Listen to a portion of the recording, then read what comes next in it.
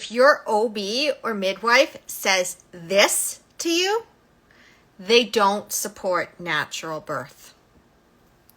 Okay, so I've been seeing this a lot, and it's actually number one on my list of induction traps, cesarean traps, natural birth traps, VBAC traps.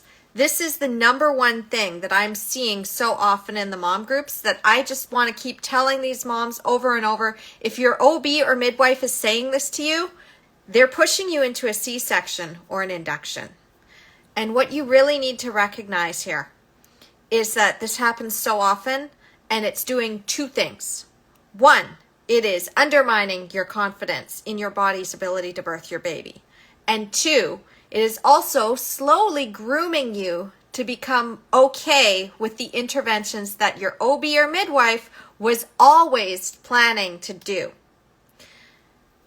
You want to know what it is? You seem to be measuring ahead. You might be having a really big baby. First of all, the whole big baby myth is just that, a myth.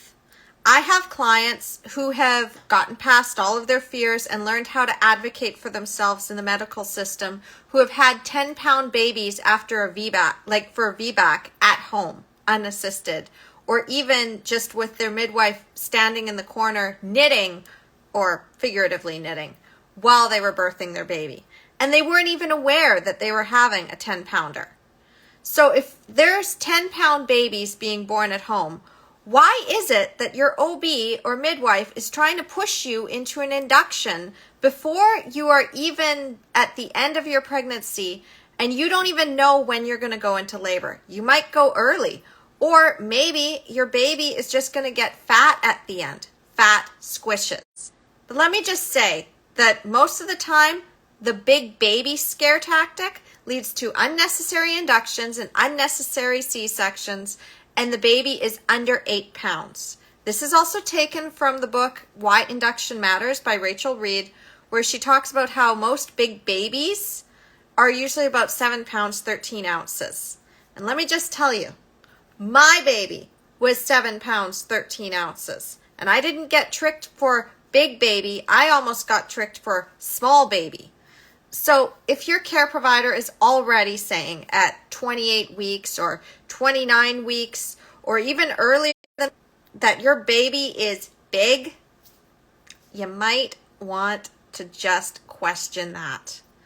Anyone who says your pelvis is too small or your baby's too big to birth naturally does not understand physiological birth. They're not going to support it. Their fear is probably going to get in the way of that.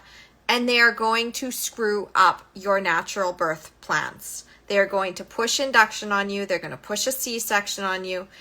If you want to know how to avoid that, I'm going to give you the actual guidebook that I use to teach my clients how to hire the right care provider, one that's not going to bait and switch them, one that's not going to talk them out of their natural birth, one that's not going to use the big baby tactic on them. And that's going to be available at this live masterclass. So again, go to empoweringmomsbirth.com/register, and I'll see you inside.